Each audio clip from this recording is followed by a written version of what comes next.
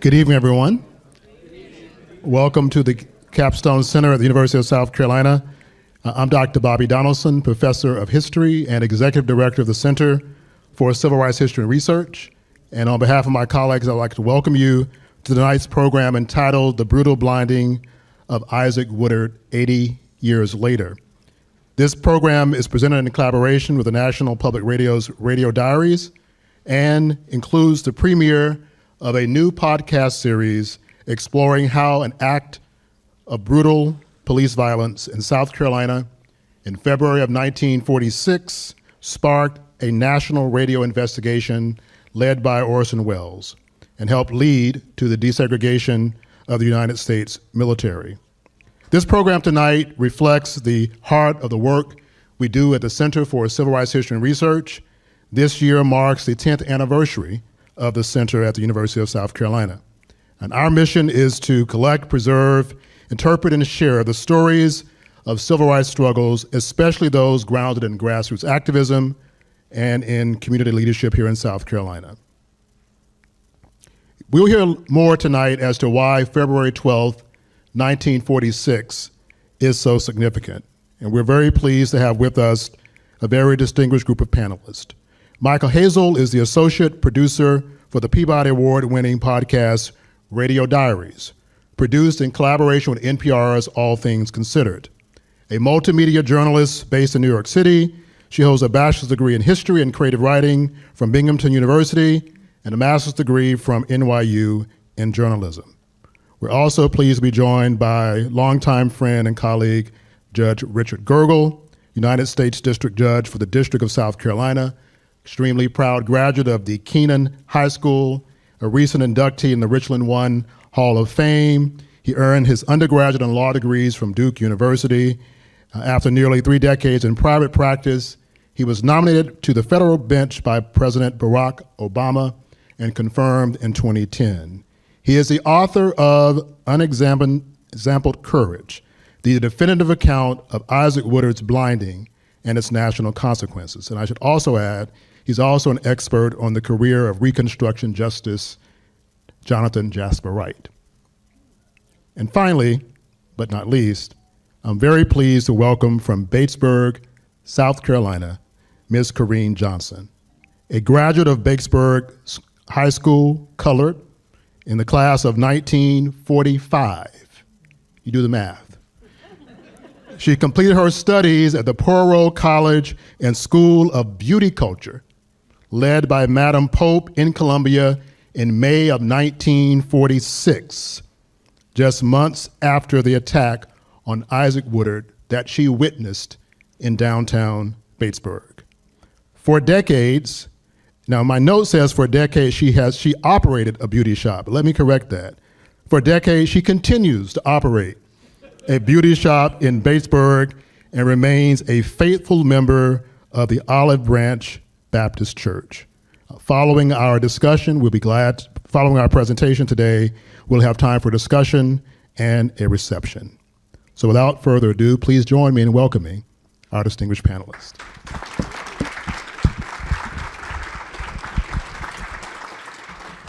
And as I take my seat, I forgot to say I'm one of the panelists. And also with us today is James Felder. Professor Felder, stand up. James Felder is also featured in this podcast, and I expect you may hear his rumbling voice at some point tonight.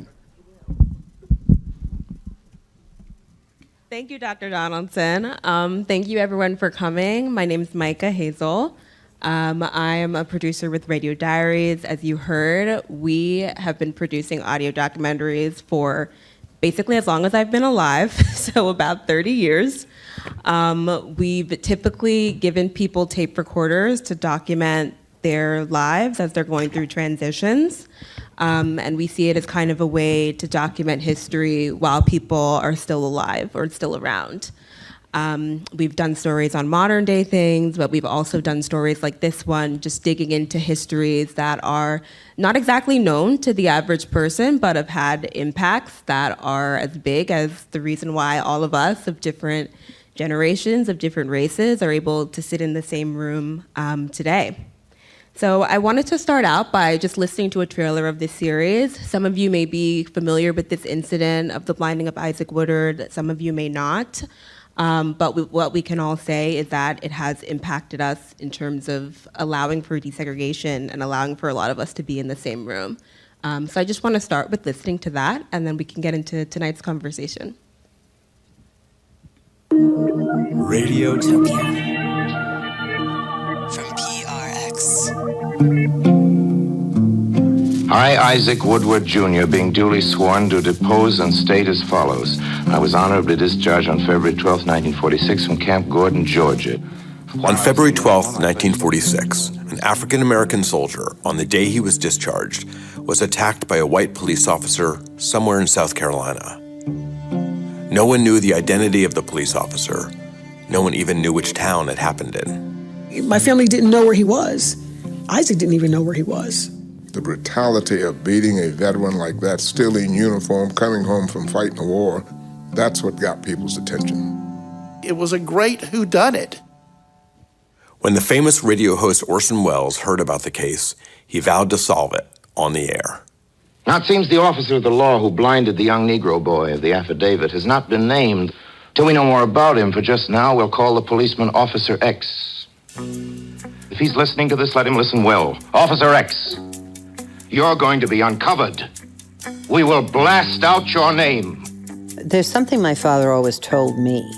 He said, if you have a platform where you can speak, do it. And he did it.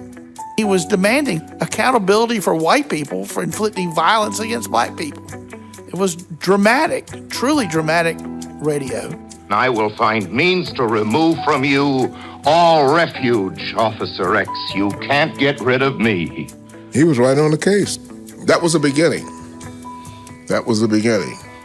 From Radio Diaries and Radiotopia, we bring you Orson Welles and the Blind Soldier, a new series about a crime in a small southern town that led to the desegregation of the United States military.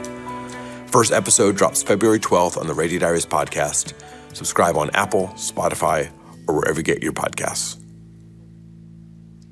Yeah, so that's a little overview. But long story short, it's the story of how the blinding of a veteran kind of went from this story that could have very well been a footnote in our history, but ended up in the hands of the NAACP and of just a very unlikely white Hollywood director to eventually being in the White House. And I just think it's a really interesting story about how one case can go from being something that's almost forgotten or only remembered in the Black community to causing a really big change. And so our conversation tonight will be kind of about that and looking at that, especially in light of today, where it's frankly hard to keep track of all of the issues that are going on, and it's hard to get people's attention on them, period, and to look at how one story not only did that, but was able to cause change. So I wanted to start out at the scene of the crime, to be very dramatic. And one thing I'm really proud of with this story and with having you all here tonight is that we were able to have someone on this panel who witnessed it themselves, Ms. Johnson, and who remembers being there. And I think especially with histories like this, it can be very hard to, it's easy to get the facts, but it's hard to get people who remember and who were very affected by it. So I want to start with listening to a moment that we had together where we went to the scene of the crime together last summer. And we talked about that experience and we talked about what you saw. And then we could talk through that together. So let's play that clip. I'm right here at the spot where the theater was, right across the street here. But all these trees wasn't there then. My name is Corine Johnson. I'm 98 years old. When I was 18 years old, I had just got out of high school. I was working at the theater. One of the fellows that worked at the theater came over and he said, Corine, some police over there beating up a man. I left the ticket box. I said, what? I want to see. You see that space right over there? That's when it happened. And I stood on the railroad track and I saw a man by the drugstore. He was down on the street there, being beat up by the police. I didn't know who it was. Well, that's what I saw. I'm the only witness living that can tell it. And I ain't never forgot it. On February 12th of 1946, an African-American soldier in uniform, on the day he is discharged, is brutally beaten in South Carolina. This horrific event happened to this young soldier, but we didn't know how and we didn't know who was responsible. This story could have easily have been just a footnote if you did not have Orson Welles lifting it up to public attention. So, Ms. Johnson, you're from Batesburg. You've lived there your entire life. And I just think it's interesting that on this just random, normal day of work, that you were able to see something that had such an impact on our country. Could you walk through that day, of what you saw and how you ended up in that situation to see this soldier being beaten by police?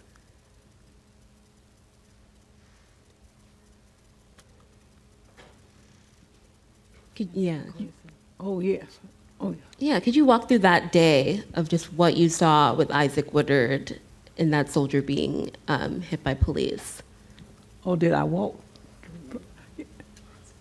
I was at the theater, but I walked across the street to get on the railroad track, and I saw the policemen beating a man on the street. But I didn't know if he was a soldier or not.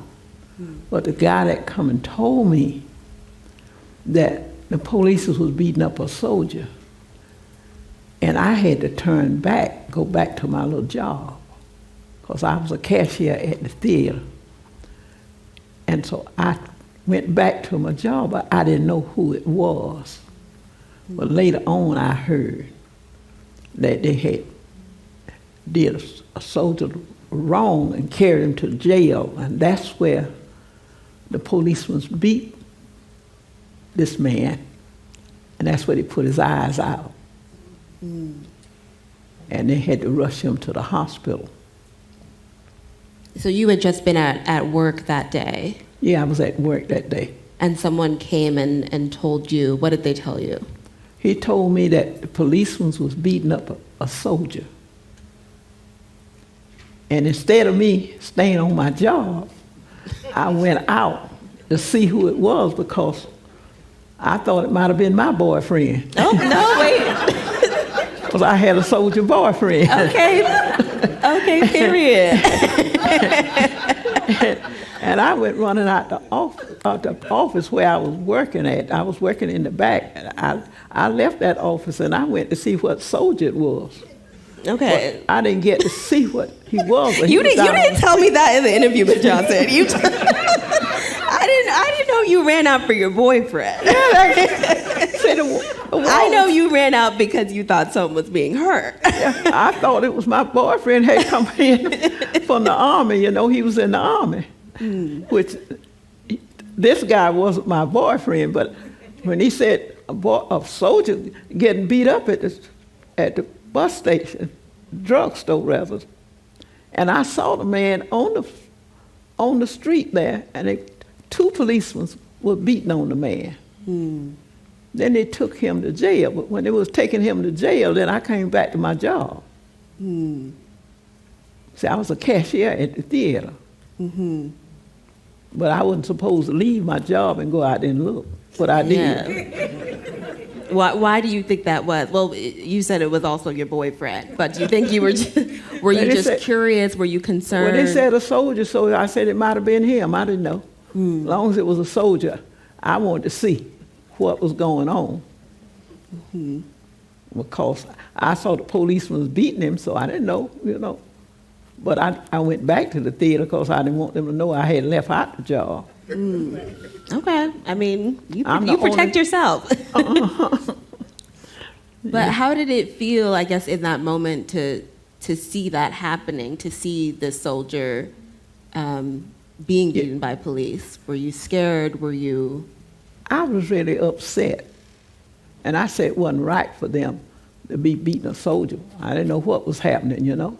But I had to go back to the job because I had no business leaving the job.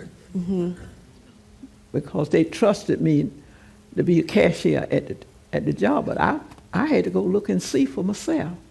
And if it had been my boyfriend, they would have had to beat me too. You know what? And as you should. And as you should. But I found out I didn't know who the soldier was, so I went on back to work. Well, later on, I heard they had beat a soldier up, but they had to carry him to the hospital. And I never did know who he was. But another man had got off the bus with him from Batesburg, and they didn't let us know but so much. Back in those days, they wouldn't let you know but so much when the policeman was doing something that wasn't right. Of course. Well, that's why I find it interesting that you went at all, because, you know, for you, you were 18 at the time, right? Yes. Yes. So for you as a young woman, as a young black woman, going, when you see something like that happening, anything with police being involved, I feel like usually you would try to stay away. I don't stay away. See, my mother taught me to fight if you have to. And what did I care about fighting a man like that? If he'd have been beating up a soldier, been my boyfriend, he had to beat me too, because I tore him up. But he wasn't my boyfriend, so. But he was a soldier, so you protect your soldiers. You don't let nobody beat on a man for nothing. Because he wasn't bothering nobody. He had just come from the army. He was on his way home. You know, something that I think was interesting that you and I talked about, and now that you're telling me your boyfriend was also a soldier, is just this idea of, like, you know, how you were expected to treat soldiers at the time, especially in World War II, you know, when we were actually allowed to serve. And I wonder if you just have any thoughts on that in terms of just how shocking it was to you that it was a soldier out of all people that was beat up versus even just, you know, another man. He was another man, but I know that I hate that little job, and it wasn't my boyfriend. And so I had to go back to that job because I was handling the picture show people's money. And I had no business leaving my job. But I was being nosy. And I was the only one that was looking at it, because the other people in the stores, they didn't see it all. I was on the railroad track and saw every bit of it. When I found out he wasn't my boyfriend, but I knew that I had to get back on my job. I was only 18 years old. Right. Yeah, you were very young. Yes. Why do you think you still remember it so fondly? Or just so vividly, I should say? The reason I remember it because just to see policemen beating up our black soldiers. And I didn't know why it was beating him up, because he was on the bus and he got off the bus. That's what they said. He was on the bus.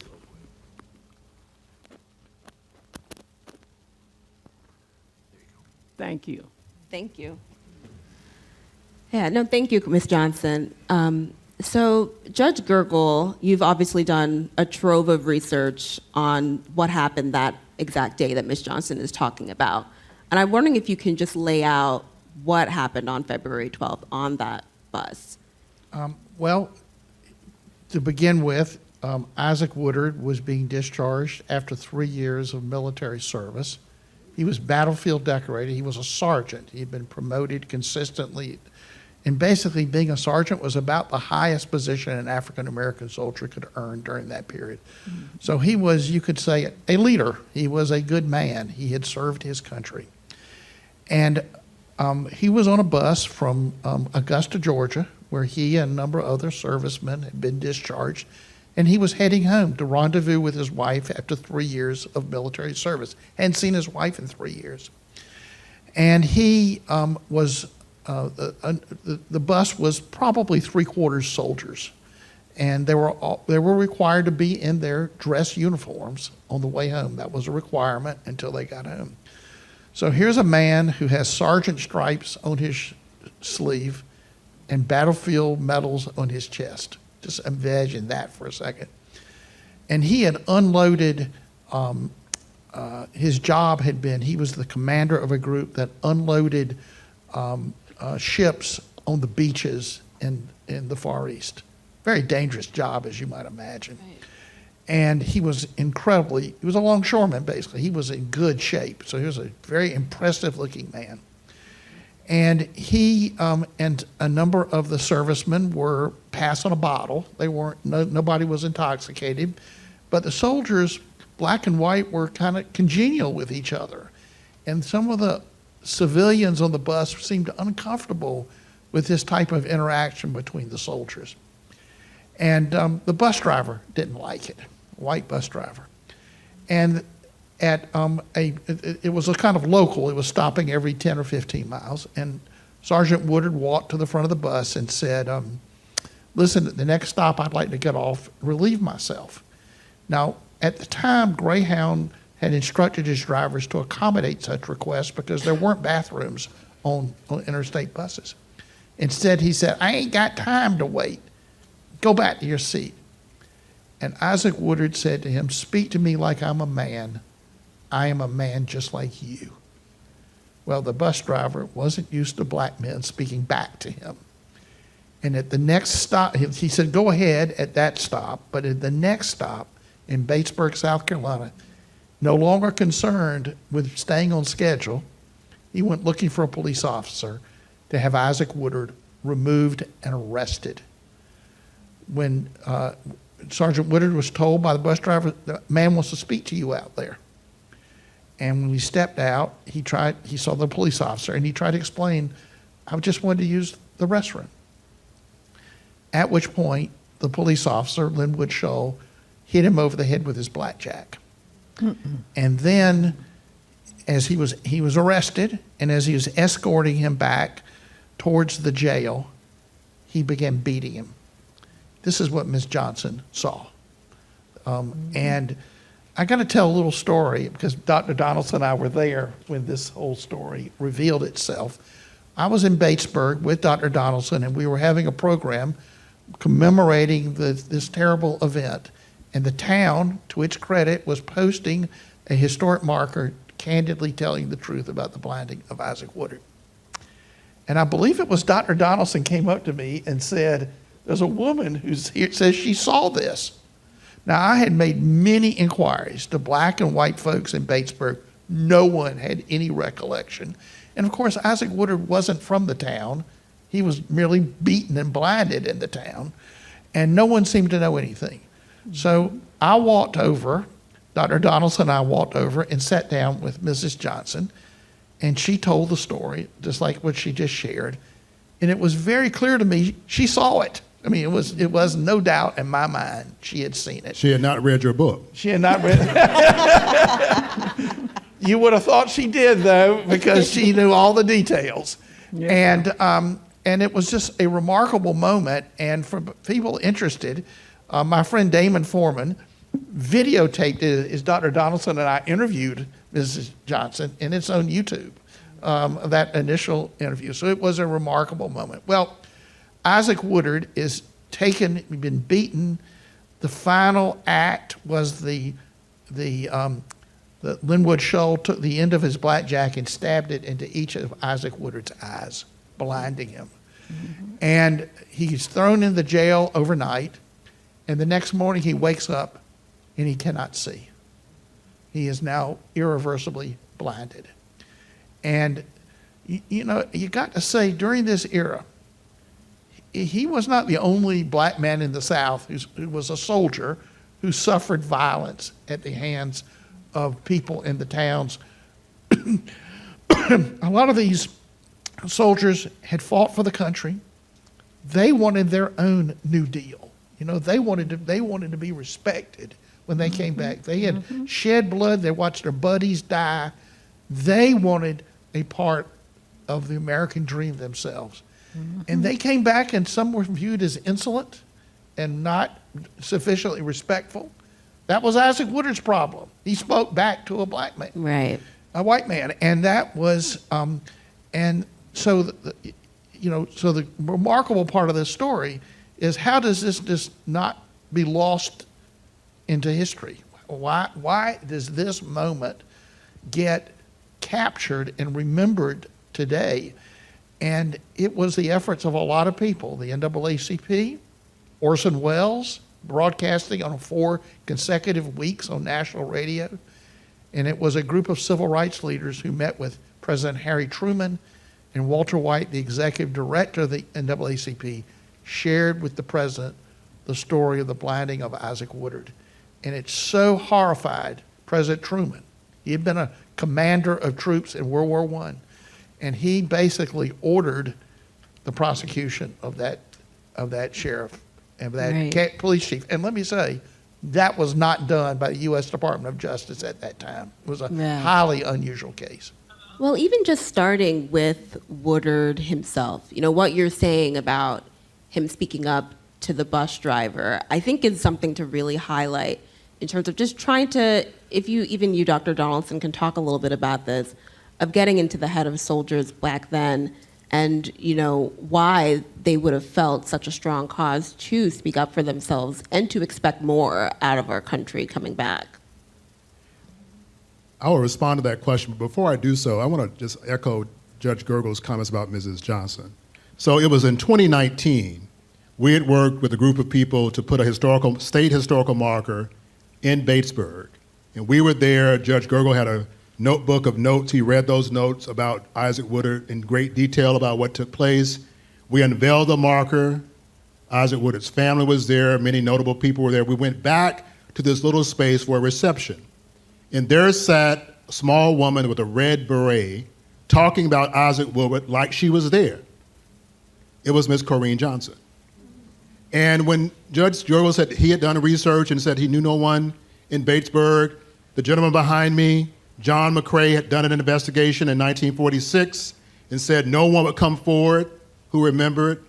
And so here we were 73 years later, and Ms. Johnson is conveying details that only someone who was there could have witnessed. 73 years later. And when someone asked, well, Ms. Johnson, we didn't know you knew this. She said, you didn't ask. And so it's really powerful to have the author of a book that tells the galling story of Isaac Woodard and an eyewitness who is at a young 98 years old, still able to tell the story. Yes. And I was remiss in my introductions to acknowledge her daughter, Christina Kelly. Thank you for helping us bring your mother to campus and for all the work you're doing to help promote the story as well. To the question. Before Isaac Woodard and other black soldiers go off to the military, there's already a campaign underway led by people like the great labor leader A. Philip Randolph, the NAACP, and black journalists, most notably the Pittsburgh Courier. And they initiate a campaign called Double V, Double Victory, victory at home and victory abroad. And that message is preached in churches, it's taught in schools, it's drilled into soldiers, that you will go forward, you will go abroad, you will protect and defend democracy, and surely your demonstration of patriotism and commitment would be fully and properly recognized upon coming home. Isaac Woodard is a notable example of one soldier who saw the hypocrisy of black men fighting in the American military only to come home not as heroes, but in many ways as villains. And as Judge Gergel mentioned, there are countless stories of black men in uniform being brutally beaten and killed during the very same time period as Isaac Woodard. And one of the things that Mrs. Johnson told me, she said she sensed an awakening in black men in Batesburg who came back home and said, if it's worth fighting for over there, let's fight for it right here. So I think that was an influence of Isaac Woodard. I mean, he could have easily languished in a hospital as he did for 3 months and not spread the word. But he seeks guidance, he seeks counsel, he tells the story, The NAACP picks it up, their visits to the White House, and his daring to speak truth to power, which was in and of itself a brave act, is the reason why we're on this stage today. This could have been just a footnote, black man beaten blinded, which is not uncommon. But what was uncommon was there was this extraordinary synergy of local activists and investigative journalists like John McCrae, the support of local leaders like Majeska Simpkins, engaged with Walter White. Here comes Orson Welles, who takes this story in the summer of 1946 and raises it to a national level that no one fully anticipated. And frankly, I did not even know Orson Welles' involvement until I read the book by Richard Gergel. This book is opening minds all over. Yeah, I think it's an important point to make that Isaac Woodard lived in all of this, because I think without that fact that this wasn't just a story of someone. He was a witness himself. He was a witness. I mean, we're fascinated with Miss Johnson. Isaac Woodard is, Dr. Donaldson points out, he's like going around the country giving speeches, which is hugely important. Right. Yeah, I mean, let's talk a little bit about that moment of him deciding to go to the NAACP with his story, and not just his willingness to go, but what do you think the NAACP saw in his story? Because they put so much effort behind it, as they did a lot of stories. But even just looking through the documents of all the letters they sent to the White House about this, all the testimonies they sent, it was just clear that something about this they saw, not just as an injustice, but something that could get something bigger for black Americans. Well, let me say this about the NAACP. Before World War II, the organization had 50,000 members. At the end of World War II, they had 500,000. And a lot of those new members were those returning soldiers. Mm-hmm. And they needed to speak to their new members, and they needed to respond to their concerns. And they were hearing everywhere about how returning soldiers were being abused. And they wanted to respond. And Orson Welles played an important role, but only way he gets involved is that the NAACP gets him involved. It is hard to imagine, there's a lot of fathers to this child, this story. And there are a lot of people who play a role. And among those people includes Orson Welles, but the first among many is the NAACP and Walter White. And we should say, too, particularly for this Columbia audience, so Isaac Woodard is beaten on February 12th. Mm-hmm. And then I'll lean on Judge Gergel to clarify. He is in a hospital for 3 months. At the VA. In Columbia. At the VA. Mm-hmm. And quietly suffering. And the story goes that someone alerts the local leadership of Columbia, a man who was the president of the state conference of the NAACP, one of the largest state conferences in South Carolina, in the country post-World War II, named the Reverend James M. Hinton, who's featured in the banner on the far right. Reverend Hinton goes to a close friend named John McCrae and said, John, I understand there's a blinded soldier at the VA. John McCrae, who is at that time the editor of the Lighthouse and Informer newspaper, goes himself and sends others undercover to Batesburg to uncover what transpired. And we learned just the other day, Dr. Chris Freer and Dr. Jill Found on our team were pulling together material for tonight and found a 4-page letter from John McCrae to, guess who?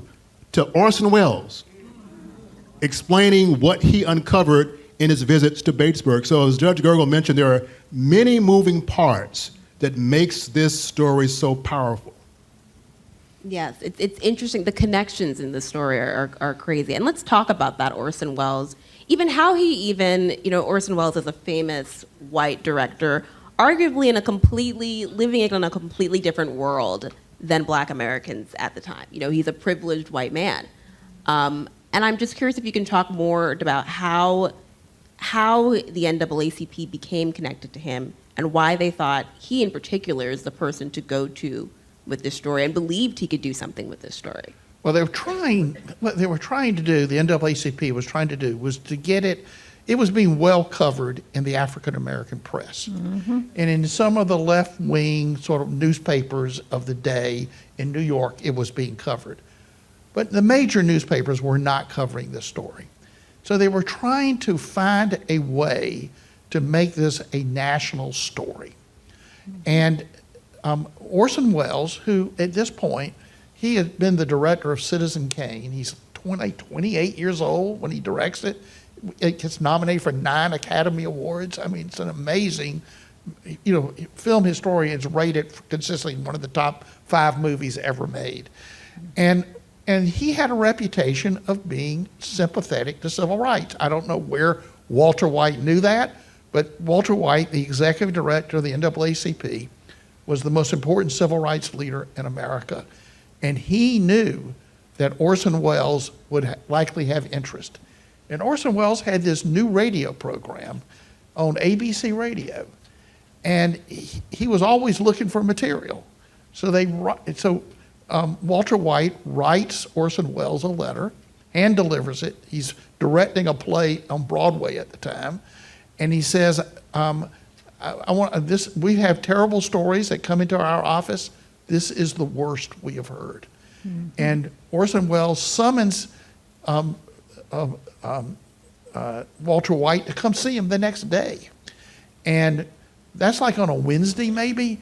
And by Sunday, it's a national broadcast. Now, there was a problem with that. Nobody confirmed the city where Isaac Woodard was beaten. He had been told that it was Aiken. He didn't know. He had never been to Batesburg. He was blinded. He had had a serious head injury that led to the blinding. And he gave the best information he had. But instead, the NAACP did not confirm, and Orson Welles didn't confirm. Well, what happens within a week, the city of Aiken is raising all kind of dickens because they've been accused of blinding this soldier, and they say, we have no report of this. And that created something of a stir and an acute embarrassment by Orson Welles and the NAACP. They needed to find out where this happened. Right. And but that's it's not even just the town, that caused such stir. It's also the audacity of this white radio star, Hollywood star, to talk about this in media that will actually reach white people. Nobody's doing this. Yeah. This is no one is out there talking civil rights on a national media. It's just not happening. And as a result of these broadcasts, Orson Welles' show gets canceled. I mean, the South, there are all these complaints, but it got that ball rolling. It got attention. They began having mass meetings of African-American communities all across America. And eventually there's a benefit concert in New York City that 23,000 people attend, honoring Isaac Woodard. And so the thing is just building all kinds of momentum. And then on September 19, 1946, President Truman is told the story. And the next day he writes his attorney general and tells him, we need to prosecute, and we need to do more than prosecute. And he says, I'm going to appoint the first presidential commission on civil rights.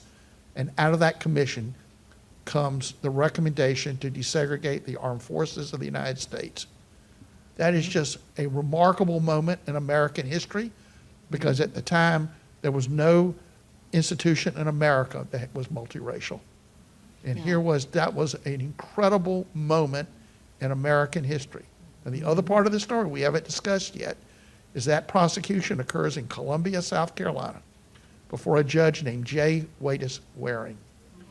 Judge Waring is shocked by the account and by the all-white jury not holding the obviously culpable officer accountable. And it sends him on a journey where he begins issuing major civil rights cases from his Charleston courtroom, including a dissent in 1951 in a case called Briggs versus Elliott, which becomes the model for Brown versus Board of Education 3 years later. So here is this story no one remembered that inspired 2 remarkable moments in American history. the desegregation of the Armed Forces of the United States, and Brown versus Board of Education. How's that for a story? Yeah, this case really, yeah, we could clap for desegregation. Yeah, I think that the theme in what you're talking about is just the degree to which the details of this case just really affected people. So why don't we listen? And Mycah, let's do one more thing. So again, so we are clear. The court trial where Isaac Woodard's assailants were exonerated was at the federal courthouse on Laurel Street in Columbia, which is right behind City Hall. That's where that all took place. Isaac Woodard was in Columbia doing that trial. Isaac was joined by an attorney named Franklin Williams and a journalist named Ollie Stewart. Isaac Woodard stayed in Columbia at the Nylon Hotel. Those may remember the Nylon Hotel was on the corner of Senate and Lincoln Street. And for students in the room, the corner of Senate and Lincoln Streets is the Pastides Alumni Center of the University of South Carolina. Yeah, thanks for orienting all of this. I mean, it's all very closely tied. That's what makes it so interesting that this case caused such a big effect, is that it's really happening in a very small pot. It's happening in just one state, and it's happening in 1 year, all of this. And one other thing just to keep in mind, too, so while all this is in February, trials later in the fall. So in that span of time between February and the summer of 1946, there is a young woman from Batesburg traveling daily by bus to Columbia to be trained in beauty culture. And her name is Corine Johnson. Speak on it. Mm-hmm. So why don't we actually listen to a clip from the Orson Welles show, just to really hear how this sounded to listeners at the time and how it must have affected people. Nobody knew who had beaten Isaac Woodard at the time, and no one knew what town it had actually happened in. Now, it seems the officer of the law who blinded the young Negro boy of the affidavit has not been named. Till we know more about him, for just now, we'll call the policeman Officer X. He might be listening to this. I hope so. Officer X, I'm talking to you. Wash your hands, Officer X. Wash them well. Scrub and scour. You won't blot out the blood of a blinded war veteran. Even his tone caught your attention. Wash a lifetime. You'll never wash away that leprous lack of pigment. The guilty pallor of the white man. It's not something that just hits you and bounce off. It just kind of sears itself into your brain. He was demanding accountability for white people for inflicting violence against black people. He was right on the case. That was the beginning. That was the beginning. You're going to be uncovered. We will blast out your name. I will find means to remove from you all refuge, Officer X. You can't get rid of me. So it's very dramatic. Maybe because I edited it to be that way, but also because it really was. It's pretty dramatic all without editing. But let's just think for a second about I think for us today in media, there's so much drama, there's so much we're able to hear, there's so much we are able to digest. But in the 40s, things were very censored and things were very white.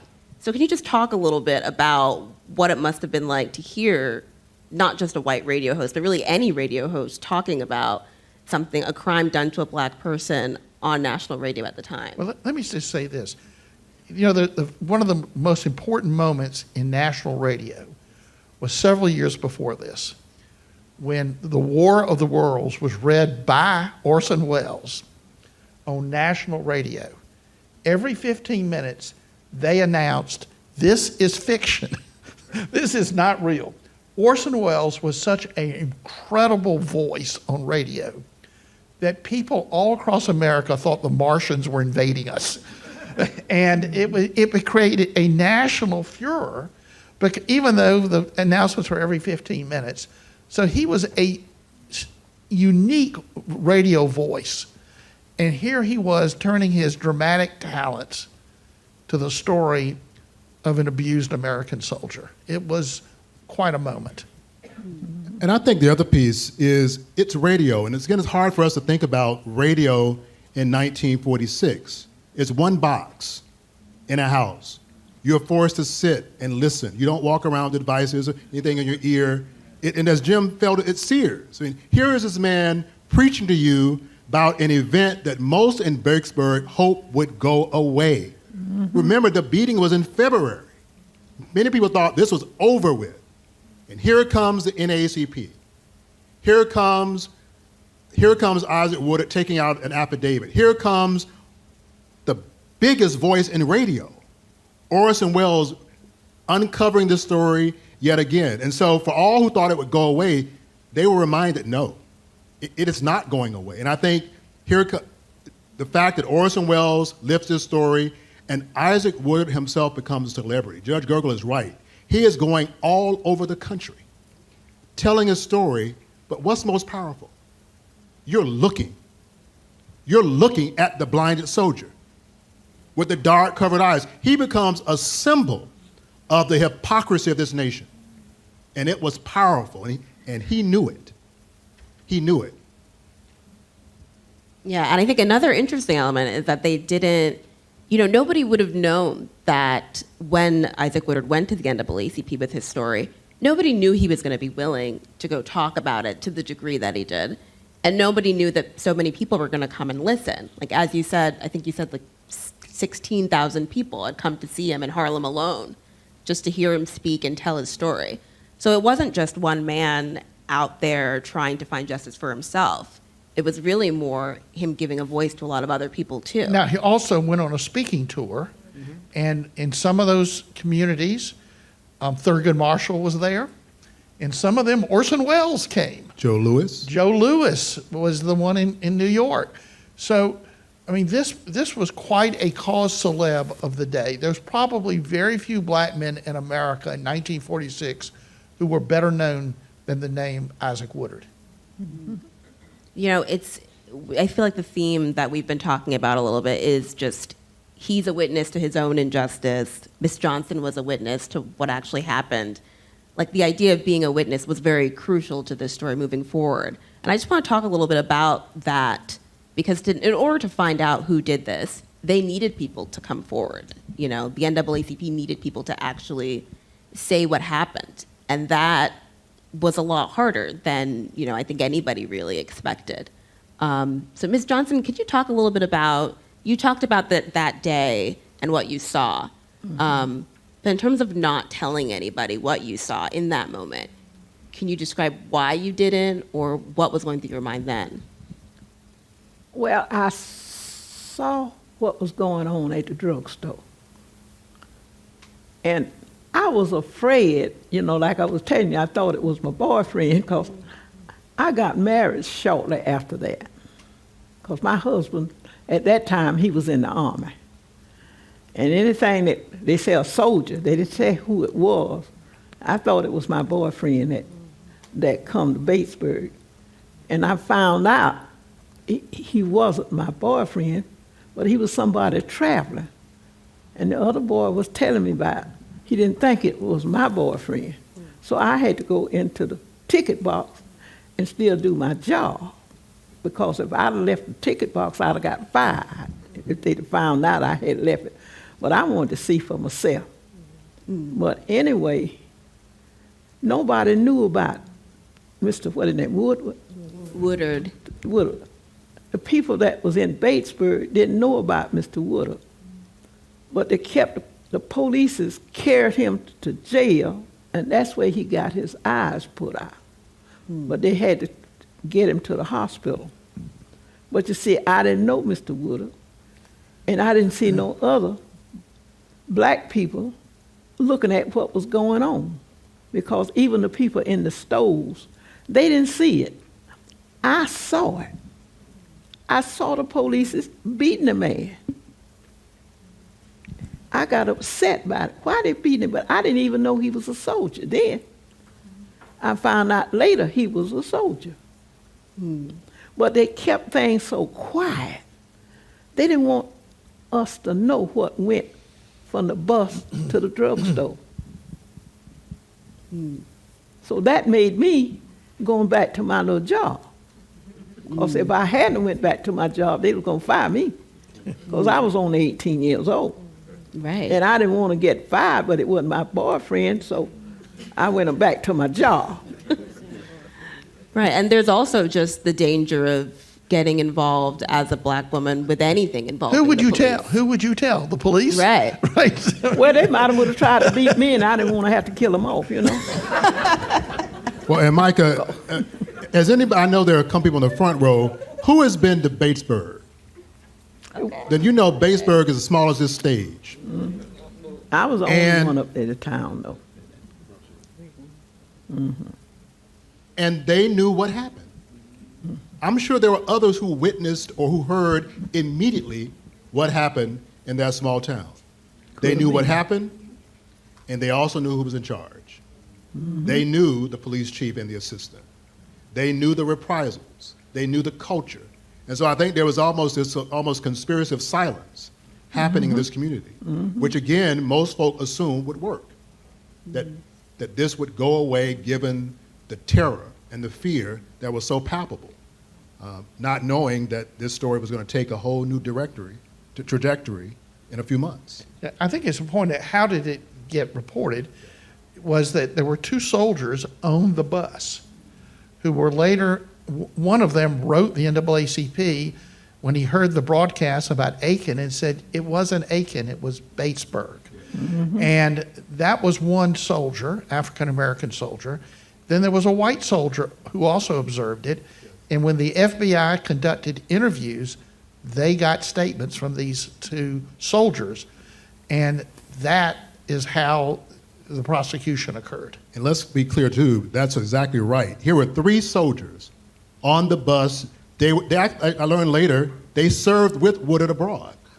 They were with him at Camp Gordon when he was discharged. They're on the bus to Batesburg. And later, they testify or provide affidavits as to what they witnessed. And all three support Woodard's statement. One of those persons was a gentleman whose last name was Stroud, who was actually a student, a white student, at the University of South Carolina. Another student was a man named Moquilla Hudson from Lancaster, who later becomes very active in the Palmetto Education Association. And the other soldier, I was always curious if Jim Felder knew it, was named Lincoln Miller, who was a graduate of Lincoln High School in the big town of Sumter, South Carolina. All three went against tradition and dared to testify as to what they witnessed. Yeah. And in so doing, put themselves on the line. Yeah, and I think that's an important point to really think about. Is like there were many witnesses. You know, there were people in the There was town. a bus full of people, There by the was a way. bus full of people. I think Mr. Felder, we talked about your father was on the bus behind the one that Isaac Woodard came home on. So there were many people who had either seen what happened or would have known Isaac Woodard, would have known what happened, but there was always that risk of actually speaking up. And these three people did, and as a result, that's how we have this chain of events. So it's kind of like what you said, of how a lot of this story is just kind of a rolling effect of when one hurdle pops up, in this case, eyewitnesses coming forward, there was another avenue where somebody was willing to speak out. Who wasn't from Batesburg? Who None of these wasn't from people were- Batesburg and didn't have that on the line. So I think you talked a little bit about, you know, the FBI and their involvement, and obviously, you know, we know at this time in the South, the FBI is nobody's friend. In the Oh, Jim they're the Crow white South. people's friend. Yes. The white cop's friend. And I want to talk about, you know, one of the reasons why I think this Orson Welles show needed to happen, or why it had such an effect, was because there really were no other avenues for them to get this story out there. So can you talk about how the government treated this story? Because they did know about what happened to Isaac Woodard fairly early on because he was a veteran. Yeah, I mean, this is such an act, a lot of great moments in history are a series of events no one could predict, and they produce a result that you look back and say, oh, wow. Well, this was, a black man is beaten and blinded, not a unique event during that era. What is unique is that the President of the United States gets involved, that Orson Welles gets involved, that the soldiers on the bus got involved. Woody Guthrie got involved. It became a cause celeb, and it took all of that together to finally get the prosecution. But here was the reality about prosecution. all white juries in the South. Why are juries all white? Because they can't draw from voter lists, and African Americans are disenfranchised. So all white juries weren't going to convict a white police officer for beating a black man, and it proved to be the case. So how does this story stay alive? It stays alive in the minds and hearts of Harry Truman and J. Wallace Waring. And they then bring about remarkable change in America. I think even just going back to the fact that the police officer in this case was charged, I think, was such a revolutionary feat for a crime of this stature, where it wasn't even, a lynching, but, and the person lived to tell their story. I wonder if you could talk a little bit about that, about like the moment that led to charges actually being filed, and just how strange this was, frankly, for the time. Well, on September 19, 1946, a group of civil rights leaders meets with President Truman to express their alarm about the spreading violence against black veterans. And they wanted the president to call Congress back into session to adopt federal anti-lynching legislation. Southerners dominated the Congress, and that was not going to happen. Harry Truman was very sympathetic to their concerns, but did not believe that was an effective avenue. And he's telling them there just isn't the support in Congress for this, at which point Walter White says, Mr. President, I need to tell you the story of the blinding of Isaac Woodard. And when the story was told, there are multiple accounts of this. Truman's face turns red, his jaw tightens, and he turns to his staff and says, my God, we've got to do something.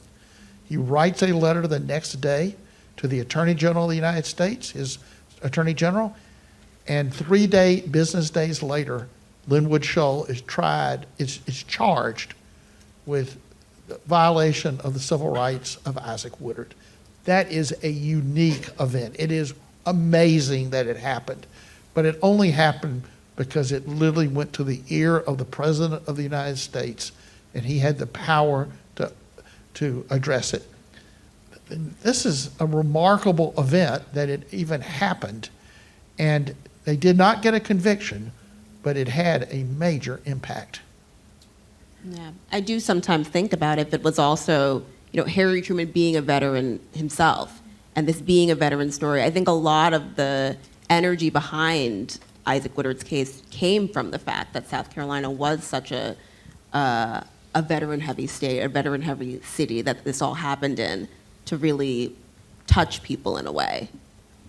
So, let's talk about the trial a little bit. Actually, let's listen to a clip from the story that kind of expands on this trial and just kind of we'll hear from the niece of Isaac Woodard to kind of think about what Woodard's family at the time was also thinking with all of this leading to this moment. Hello, this is Orson Welles speaking. Last week, I read you an affidavit from a Negro soldier named Isaac Woodard.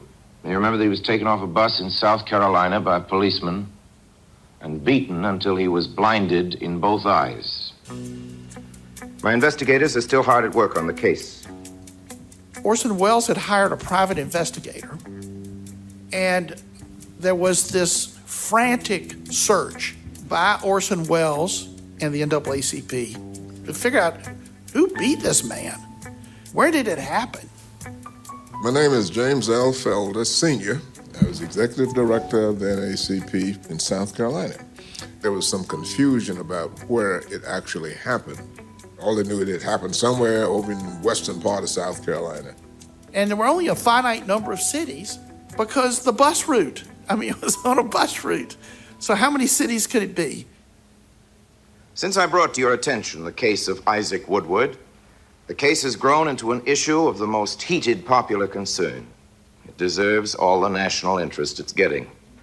Somebody who called himself an officer of the law beat that boy with a stick until he lost his sight. Now that somebody is nobody. He's vanished. He's never been heard of. He hasn't any name. Well, he's going to be heard of. The blind soldier has my promise of that. Yeah, the interesting thing I think about this story is that there's so much energy in these radio broadcasts, in the NAACP, and then when it's time, and in these witnesses even coming forward, but then when it's time to actually hold this man accountable, we don't really get any of that. It's a very speedy trial. It kind of results incompetently tried. Judge Waring would later say, I was embarrassed to be presiding over this farce because the Department of Justice didn't have its heart in it. The local prosecutor was against it. The FBI was undermining the case. But as I mentioned, the trial doesn't produce much of a result, but it affects Judge Waring in a way that is remarkable. And South Carolina, we know that in the 50s and 60s, there were 1950s and 1960s, there were courageous Southern federal judges. Waydus Waring was doing this alone in the 40s. There was no one else in the South like him. And he took tremendous abuse. He had to have 24-hour security with U.S. Marshals because there were constant threats to assassinate him. They burned a cross in his yard. They threw bricks through his living room window. He was really under siege, but he was a man of cool courage, and he didn't flinch, and eventually he produces the dissent in Briggs versus Elliott that becomes the model for Brown versus Board of Education. Mm-hmm. Yes, please do, Mr. Felder. So this is Mr. Felder, former president of the South Carolina Conference of the NAACP. You mentioned Judge Waring 2 or 3 times, and I just had to respond. Judge Waring was not supposed to hear this case. It was supposed to be George Bell Timmerman Sr., who was a federal judge in Columbia, lived in Lexington, lived in Batesburg, but he was an out-and-out racist. Mm-hmm. So he recused himself, and Waring had to come up from Charleston to handle the case. I was 6 years old when it happened. My mother was a beautician, Miss Johnson, in Sumter. Mm-hmm. And I learned about it in the beauty shop. Hear them talking. I'm 6 years old. I didn't know what was going on, but I hear them talk about my dad said, I just got off the bus. See, the bus kept coming after it left Batesburg. It came to Columbia. He changed buses and came on home to Sumter. And he began to tell about some commotion that happened on the bus. But that was the extent of it. We didn't learn until years later actually what had happened, and he'd been on that bus. He never talked about it. So that's my relationship to the case, yes. No, thank you so much for sharing that. And it's also just proof that there are so many witnesses that we wouldn't know about because there was so much of an attempt to bury this story. Mm-hmm. Yeah, I mean, I think on that note, similarly, there were people on the bus that had seen this story. There were people in the town that had seen this story and hadn't, come forward. And then we get to this trial and it ends in an acquittal. But like you were saying about Judge Waring, it really changed the judge, but it also really enlivened the NAACP to move forward on this. And I'm wondering, Dr. Donaldson, if you could talk about the willingness of them to keep pushing this case and why they were able to see so far ahead to now reaching desegregation through this one story. I think the post-World War II period, you see tremendous momentum on behalf of the NAACP and other civil rights organizations as well. And there are a number of litigations. Judge Gergel has mentioned Briggs v. Elliott. There are challenges to equity to school teacher salaries. There is a famous case of George Elmore in 1946, same year as Isaac Woodard. That very same year, you also see an awakening among students. And in late September 1946, early October, there is a tremendous gathering at the Township Auditorium where thousands and thousands of students from across the country, and indeed around the world, gather for the Southern Negro Youth Congress at the Township. And among the topics they discuss is police brutality. Among the incidents they discuss at the Township is the case of Isaac Woodard. And so I think Woodard is a part of a sort of a growing consciousness among students and others during that time period. And just to show you how significant that case was, the meeting in Columbia, as all this Woodard material is unfolding, that event brought to Columbia Paul Robeson, who spoke to the students, and the keynote closing address was by Dr. W.E.B. Du Bois, and he delivers an address called Behold the Land. And there's a section in Behold the Land about increased violence against black people in the aftermath of World War II. Yeah, it's interesting because, you know, this case can be summarized as just like a story of police brutality. But I think it really changed the way people thought about police brutality, and particularly how you can frame it to people to really get them to understand how it affects people in the larger picture. I want to move on to some audience questions shortly, but I think I just want to reflect a little bit about, you know, particularly the angle of this story that led to desegregation. And I wonder if Judge Gergel, you can kind of talk through, you know, how those two things came together. Because like you said, this is not just military desegregation. This was the first time that any organization within our country, within the government, would have been able to be desegregated. Well, after World War II, there is considerable civil rights activity, litigation that's beginning to percolate. Dr. Donaldson talked about the equal pay for African American teachers. Black teachers were paid 30% less than white teachers for the same work. Mm-hmm. And there was a case brought in Charleston. Guess who the judge was? Judge Waring. And he ordered the equalization of black and white teachers in Charleston. He later came to Columbia and tried a second case. It ordered it for the whole state. Mm-hmm. And then there was, Dr. Donaldson mentioned Elmore versus Rice, a black businessman in Columbia wanting to vote in the Democratic primary, which was the only election that then mattered in South Carolina. He was told it was a private club and he wasn't invited. And Thurgood Marshall represented him, and guess who the judge was? J. Watus Waring, okay? And he ordered and he made his order said it is time for South Carolina to rejoin the Union and to conduct the American way of elections. Mm-hmm. And then by this point, Judge Waring is constantly being attacked.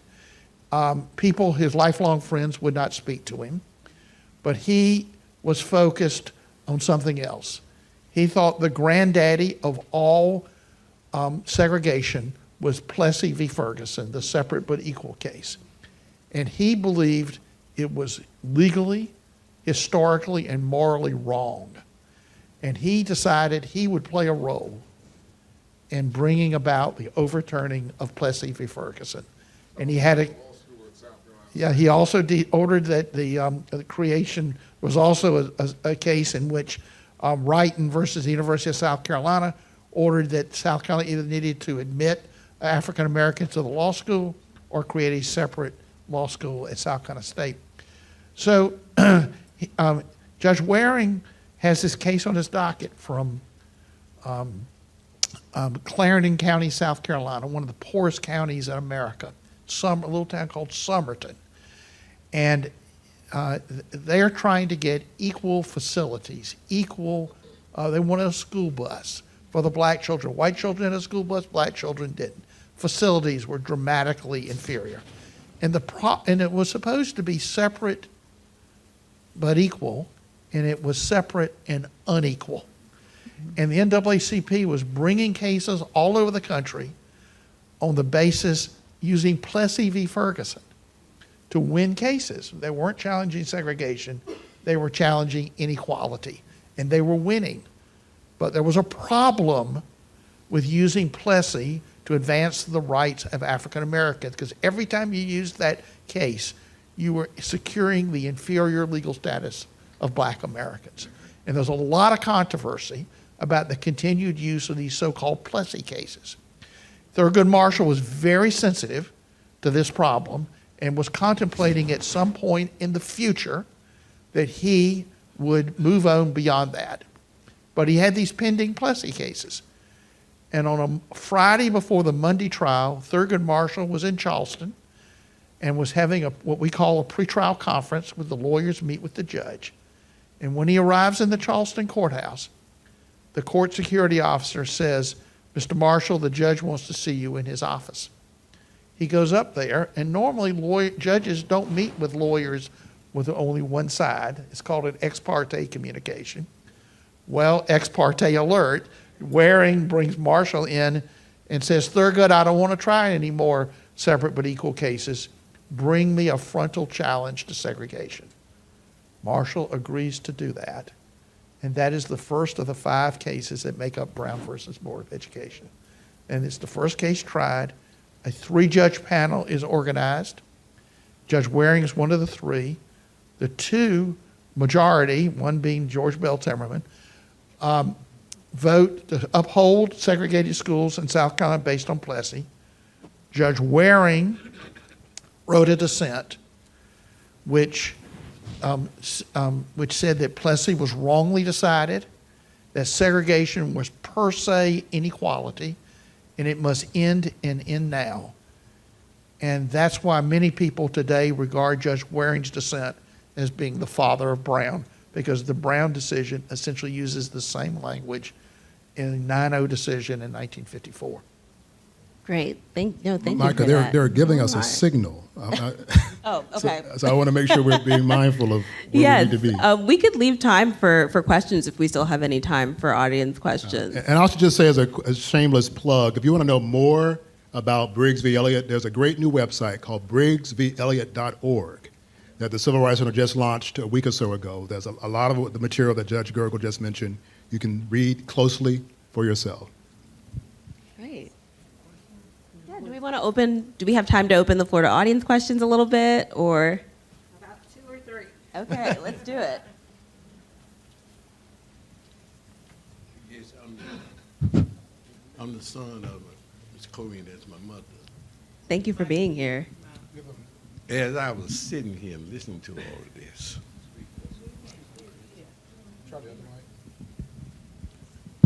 Yeah, it's closer. Yeah, just a little closer. okay, we got it. In 1995, I always like to go in the library and check things out in books. Right down here on Assembly Street in 1995, I went in looking at some books, but there was a room in there, a separate room, glass. And I saw this lady sitting in there. Then it had a doorbell. So I rang and she came to the door and I asked her what this room is all about. See, this room documented the census of the South Carolina. And I said, do you have a book on Bay Spirit? She said, no, I got Lexington County. And so they represented all the counties. I said, well, can I see it? So the lady said, have a seat, brought the book to me. And I was scrolling into the book and opening up about what happened in Batesburg, what we're talking about now. Never heard it in the home when I was over young Columbia, so I went home and visited Mama. And I asked Mama about that. And so Mama never talked to us about it. But I asked her about that. And she said this soldier was on the bus and said he was acting up. And I said, Mama, I read it in the book. They wasn't that way. But she didn't tell me that she was a witness. So you heard about this story. You didn't know at the time that Miss Johnson had been a witness to this. And it's the reason why she was really kind of hard on us. Well, let me finish talking this. So she was really, and my daddy was hard on us. And I kind of asked her why. She said, and she found out, she said, I don't want nobody beating on y'all. They did it. Because they didn't want them beating on us, and she kept it hush. And I witnessed some things. Right. So, what you're talking about here is just the way in which what Ms. Johnson experienced and what you saw that day of police beating this man is something that, definitely affects how you also teach your children as well, because you don't want that same thing happening. She didn't want that. I think, yeah. They want to do it themselves. Yeah. The disciplines. She just wanted to do it herself. Yeah. Do we have any other questions? particularly interested in Isaac Woodard as a man. You started with as a soldier, but he was much more than a soldier previously. So tell me about him in his background, where he came from, did he experience any that influenced the character that he became after? Well, I think Judge Gergel, you can talk about that. yeah, he's born, they're sharecroppers. His family are sharecroppers in rural Fairfield County. Sharecropping is at the bottom of the economic ladder in the South. And the children, they had multiple children, the Woodard family, and they all basically quit school to work on the farm. He had a 6th grade education. And he, as a young man, when he was around 18, he was in the CCC. Was that the Conservation Corps? Corps, yeah. And he was looking for something better. He worked in a lumber yard for a while, and then he got called up for World War II. And here was a man who never had any opportunity, 6th grade education, but he was a natural leader of men. He was a courageous guy, and that's why he kept getting promoted up to being a sergeant and earned Battlefield Star for bravery in battle. He came back, of course, blinded. He was a blind man. What happens to a 26-year-old man, black man in the South, who's blind? Not many opportunities. His family had moved to New York City, and he moves up there, and he's not trained as a blind man. But suddenly he's a celebrity, and for a while he's traveling the country, a program organized by the NAACP, and he's quite an effective speaker. But after a while, the world moves on, and there's a famous story in Jet magazine 10 years later, said Isaac Woodard, America's forgotten man. And so he worked. For a while he works as in a newsstand. You've seen blind people working in newsstands. He did that in Manhattan. This is one of the outrages that occur. He does not qualify for a military pension because he was technically out of service. They said 3 hours before. Of course, he's still in uniform. Eventually, Congress changed that law, and he got his full benefits and back pay, and that enabled him to own a home, enabled him to support a family. He supported his elderly parents. He was quite proud that he was self-sustaining. He bought real estate. His nephew, Robert Young, who I came to know quite well, said he was the rent collector. He had to go, and he said, my uncle could make a nickel scream. He said he was the cheapest man he ever met, and he was frugal, and I guess that's the nice word, and he lived with all those handicaps a very productive life. He dies at the age of 72, living in the Bronx in New York. Yeah.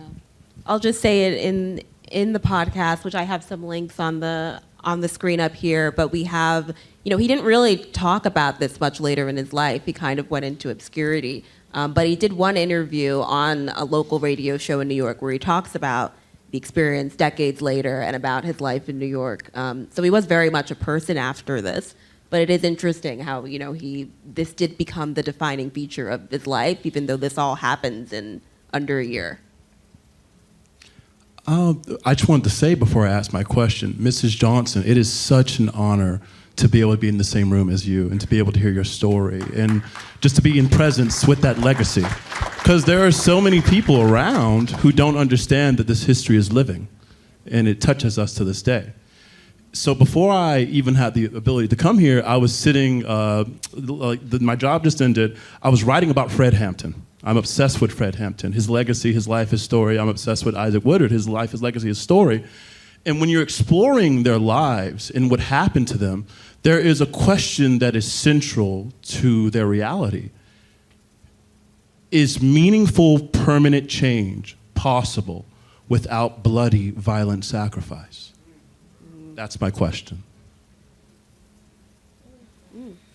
Is that for everyone on the panel? Or I'll be glad to talk to you at length after this panel at the reception, because we'll be here all night on that question. Yeah. Yeah, I think.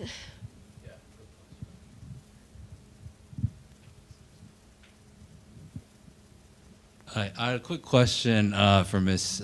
Johnson. I was actually curious about when you found out about the Bates Historical Landmark event. When you heard about it, was it something that you followed along deeply, like through your life, and then you saw the event, and then you wanted to go and kind of see it, or was it something where it was like you saw it and you were kind of reminded, like, oh, like I was there, you know, when it brought back kind of the memories when you were 18. So I'm curious kind of how the story sat with you to the moment where you saw that landmark event, and then you were able to connect with the doctor and the judge and say that I was actually there, or was it something that, you know, you held on to and you saw it because you went because you were following that story, I guess? Talking about me? Yeah. Oh. Yeah, Ms. Johnson, I think what this young man is asking is more, you know, how did what you saw when you were 18, you saw this man being beaten by police, you know, how much did you think about it in later years? How much did it sit with you, you know, as your life continued after? It's been sitting with me the whole time, because I got married shortly after that. I got married in February. And I had finished high school. But I worried about, I said, if they do another soldier that way, they might do my fella, you know, because I was writing all the soldiers and sailors and all like that. That was my fun. And, but I didn't have sisters and brothers in my home, and so I didn't have nobody else to talk to but my mama and my daddy. So I had to keep it to myself. I said, I wonder other soldiers would get hurt like that or get killed right in a town like Batesburg. It hurt me a lot. And I thought about it, and I ain't never forgot it. I never have forgotten how a military person get beat up and did like he was after he got off a bus and he wasn't bothering anybody. That hurt me.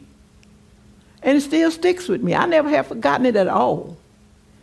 Because with some of the fellows from my hometown, they went in service. We don't know how they got hurt or how they got killed. And that was something to think about. You see the soldiers and the sailors and Marines are all going into service, and a lot of them got killed, and a lot of them didn't get killed because they were doing something wrong. Right. They was in military. And when they're in military and get bumped off like that, we don't know what's going on with them. That worried me a lot. And I never have forgotten it. And I'm going on 99 years old now. You know I remember. That's right. And Mycah, I never have forgotten is a perfect way to end this phase of this program. Please join me in thanking our panelists.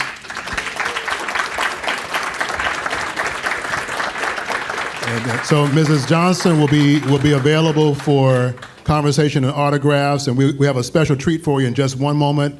Let me give you an announcement about an upcoming event that will take place this Sunday at 3 o'clock called Unforgettable, Honoring Our Living Civil Rights Legends. March 2nd, Monday, is the 65th anniversary of a protest on the grounds of the State House of South Carolina that led to a landmark United States Supreme Court case called Edwards versus South Carolina that included over 187 individuals. 2 of those individuals will be present on Sunday. D.D. Wright of Greenville and Leola Robinson of Greenville. They will both be here. They will be here the next day to celebrate their classmate, the Reverend Jesse Jackson, who will be memorialized on the grounds of the State House on March 2nd. And ironically, also one of those persons who will be recognized on Sunday is sitting on the front row. Her name is L. Ovita Glover. She is the current president of the Columbia branch of the NAACP, and she is among the first students to integrate public schools in South Carolina in 1963. Now, here's the irony. I was looking at Ovita a moment ago. There is on my phone an article from the Chicago Defender that says, AME minister brutally beaten. One of the most brutal instances of police terrorism as widely practiced in the South took place in Due West, South Carolina. And the victim of that brutality was her father, Dr. B.J. Glover. B.J. Glover becomes the president of Allen University, and B.J. Glover is one of the adults marching around the State House with those students on March 2nd, 1961, with another young man you may have heard of named James E. Clyburn. So there is a full circle about this movement. We decided that a good way to end is how I met Miss Corine Johnson. Miss Corine Johnson is a member of the Olive Branch Baptist Church in Batesburg. She has many gifts, and one of those gifts is song.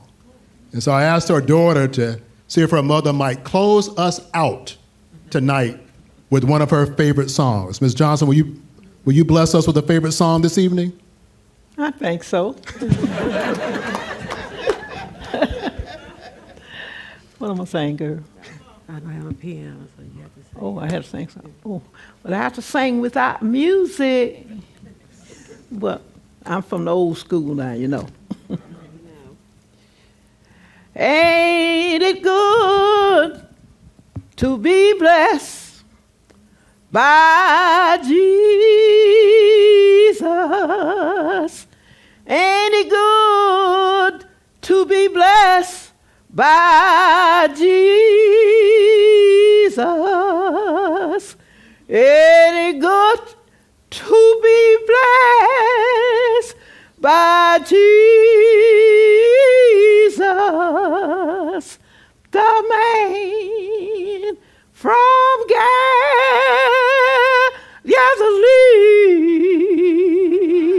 Okay. I was alone and out. I was a sinner too. I heard a voice from heaven saying there is work to do. I took my master's hand and I joined that Christian band. The man from Galilee.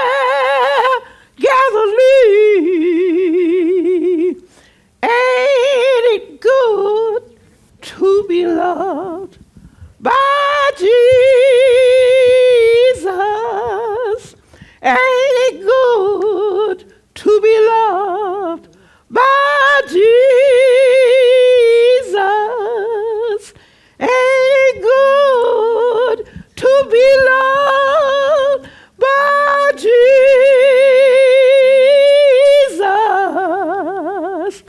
The man from Galilee.